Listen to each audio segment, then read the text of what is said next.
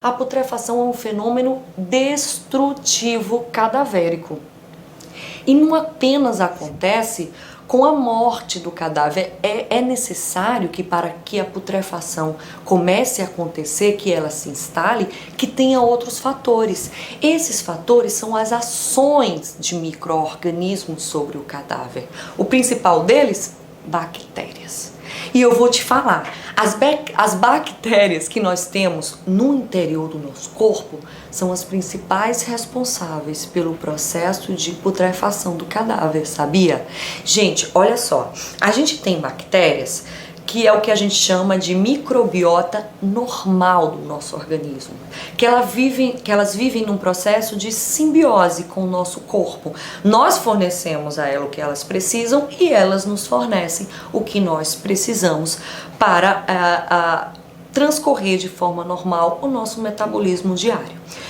Principal exemplo disso, as bactérias que habitam o nosso intestino. O processo de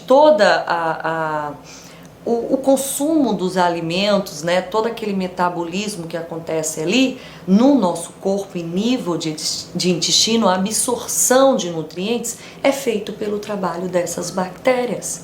E, inclusive, se essas bactérias se proliferam por algum motivo de forma normal, você vai ter sintomas que vão indicar isso e possivelmente, devidamente consultando um médico antes, você vai ser medicado para restabelecer a sua microbiota normal. Tô te explicando tudo isso antes para você entender todo esse processo, tá? Aí, quando o corpo morre, o nosso corpo humano não vai mais fornecer a essas bactérias o que elas precisam. Então vai começar a acontecer uma descompensação ali. Essas bactérias vão produzir muitos gases que não vão ser transformados pelo corpo humano. Gente, eu estou buscando sempre palavras menos técnicas, porque você que está ouvindo, você pode ter o ensino médio completo, você pode ser formado na área de humanos, na área de exatas e não entender da área de biológicas. Então, eu procuro não adentrar em tantos conceitos técnicos, tá? É importante eu falar isso para vocês. E eu explico de uma forma bem leve, bem suave, para que todo mundo que está aqui assistindo, e essa é a intenção, conseguir compreender, tá joia? Então, primeiro ponto, quando você morre, essas bactérias elas vão estar lá atuando de uma maneira normal, não vai mais existir a simbiose, tá? Vai ocorrer uma transformação da hemoglobina. As suas células vão passar por um processo de autólise, e aí eu sei, é uma palavrinha, né, para quem não é da área de saúde, um processo de destruição celular, de autodestruição celular, e alguns componentes internos das células vão sendo liberados ali no meio.